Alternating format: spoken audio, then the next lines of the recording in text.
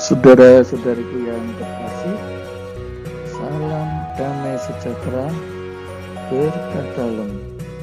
Horas, kita berjumpa lagi dalam belajar Alkitab sambil merenung. Tema kita kali ini mukjizat di kolam Bethesda. Dari Injil Yohanes bab 5 ayat 1 sampai 16. Baik saudara-saudariku, jangan lupa untuk subscribe, bagikan kepada teman-teman di grup-grup yang saudara ikuti dan juga dalam keluarga saudara.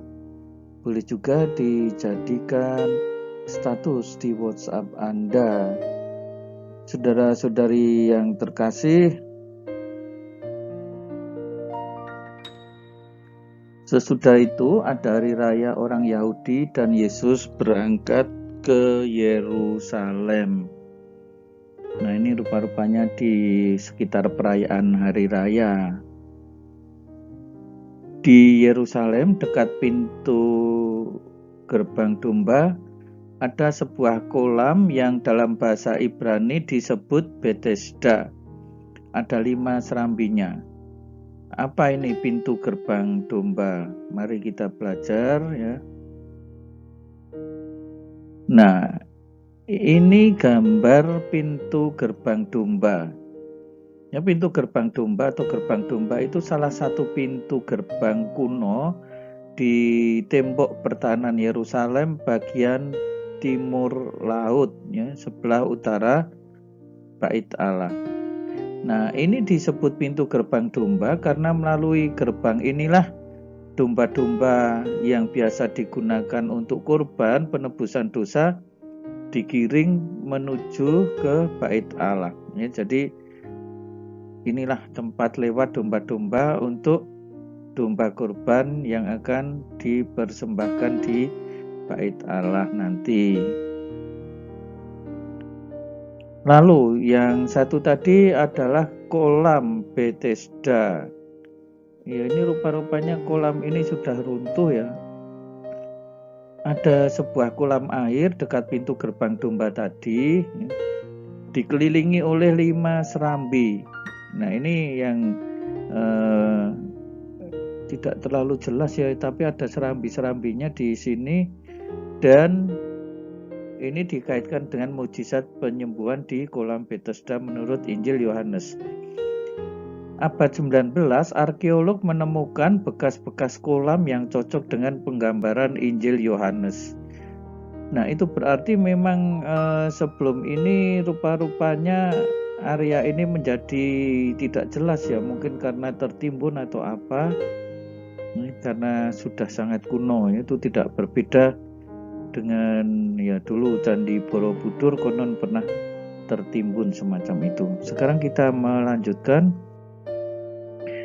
Dan di serambi-serambi itu berbaring sejumlah besar orang sakit, orang buta, orang timpang, orang lumpuh yang menantikan goncangan air kolam itu. Nah, saudara-saudari yang terkasih, kita lihat di sini sejumlah besar orang sakit ya. Ini yang disebut hanya 3 macam penyakit yang memerlukan mukjizat. Ya, tetapi tentu saja mungkin masih ada penyakit-penyakit yang lain ya, tetapi si penginjil ini memberi kesaksian hanya yang terlihat ya. Untuk penyakit dalam kan nggak terlihat, tapi kalau orang buta, orang timpang, orang lumpuh kan gampang. Menantikan goncangan air kolam itu, ada apa mereka itu menantikan goncangan air kolam itu? Nah, ini sebabnya sewaktu-waktu turun malaikat Tuhan ke kolam itu dan mengguncangkan air. Nah, tadi misalnya ini ya kan, begitu air berguncang, orang harus ya semacam balapan menyentuh goncangan air itu. Barang siapa yang terdahulu masuk ke dalam ke kolam sesudah goncangan air itu, ia akan sembuh apapun juga penyakitnya. Ini menarik sekali.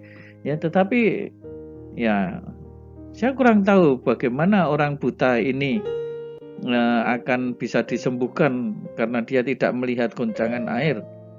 Ya, tetapi bisa jadi dia merasakan goncangan air tersebut. Lalu orang lumpuh, dia melihat goncangan air, tetapi bisa jadi dia tidak bisa bergerak. Ya, yang masih besar kemungkinan sembuhnya adalah orang timpang ini. Ya, jadi ini semacam balapan seperti itu. Ada seorang yang sudah 38 tahun lamanya sakit.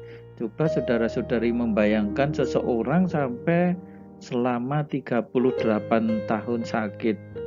Orang ini juga menurut saya secara mental luar biasa. Mengapa? Karena dia 38 tahun sakit. Saya mungkin tidak akan bertahan untuk mengalami penderitaan seperti itu kalau sampai mengalami sakit puluhan tahun seperti itu. Ya, ini hampir separuh umur hidupnya ya tuh, kalau dia umurnya nanti sampai 70. Ya, ketika Yesus melihat orang itu berbaring di situ dan karena tahu ia telah lama dalam keadaan itu, berkatalah ia kepadanya, "Maukah engkau sembuh?" Ya, tiba-tiba ada penawaran ya dari Yesus. Agak jarang ya kita dengar dalam Injil, ya biasanya orang meminta, tetapi kali ini langsung ditawari oleh Yesus. Hanya karena Yesus melihat dengan belas kasihan orang itu, "Maukah engkau sembuh?"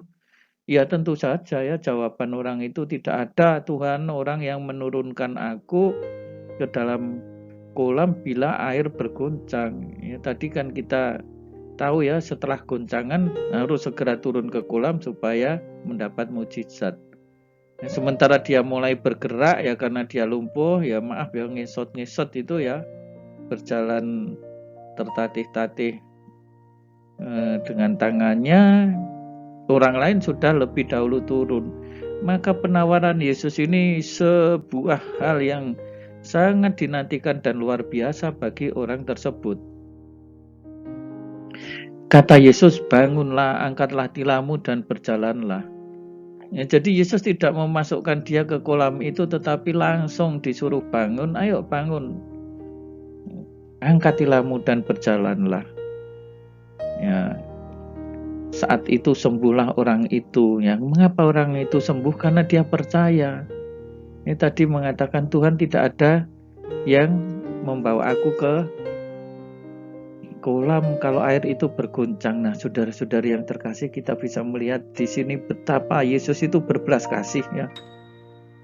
Yesus tahu, mungkin sering ketemu saat atau pernah ketemu sekurang-kurangnya saat ia mengunjungi tempat itu sebelumnya ya, meskipun tidak disebutkan dalam Injil ya, tetapi disebut Yesus tahu ia sudah lama sakit ya, dan ini belas kasihan Yesus muncul. Kita pun ya, kalau kita percaya pada Yesus, Yesus akan berbelas kasih kepada kita. Percaya itu ya, Yesus akan tetap mencintai kita. Percaya itu ya. Apa yang terjadi pada orang lumpuh ini? Bangunlah, dan hari itu dia sembuh sesudah 38 tahun menunggu kesembuhan. Wah, kegembiraan yang luar biasa ini. Orang itu dengan gembira mengangkat tilamnya, berjalan. Masalahnya hari itu adalah hari Sabat. Orang Yahudi berkata, "Loh, ini hari Sabat, kamu tidak boleh memikul tilammu." Ya, jadi menjadi alasan orang-orang Yahudi untuk melarang ini karena hari Sabat. Dan ya selain itu, ini sandungan lah bagi orang Yahudi ya, karena memang hari Sabat mereka tidak boleh bekerja. Akan tetapi orang itu menjawab, "Orang yang telah menyembuhkan aku." Nah, dia kok yang menyuruh. Yang menyuruh apa? "Angkat tilammu dan berjalanlah." Ya, tetapi orang ini tidak tahu siapa orang itu ya. Mereka bertanya, "Siapa orang itu yang mengatakan angkat tilammu dan berjalanlah?" Nah, apakah orang ini tahu? Ternyata dia tidak tahu. Orang yang baru sembuh itu tidak tahu. Nah, sebab apa? Yesus telah pergi dari situ. Nah, tetapi kemudian ya, ketika dia di bait itu bertemu dengan Yesus. Lalu Yesus masih berkata kepadanya, "Engkau telah sembuh, jangan berbuat dosa lagi." Nah, saudara-saudari, bagaimana kalau Yesus berkata kepada kita seperti ini? Engkau telah sembuh, ayo, jangan berbuat dosa lagi. Engkau telah diberi rahmat, jangan berbuat dosa lagi. Tetapi sulit bagi kita, bisa enggak kita seperti orang lumpuh ini? Mampu enggak kita seperti orang lumpuh ini? Ya, karena apa? Ya kalau berbuat dosa lagi supaya jangan terjadi hal yang lebih buruk. Jadi Yesus sudah mengingatkan ini. Ya.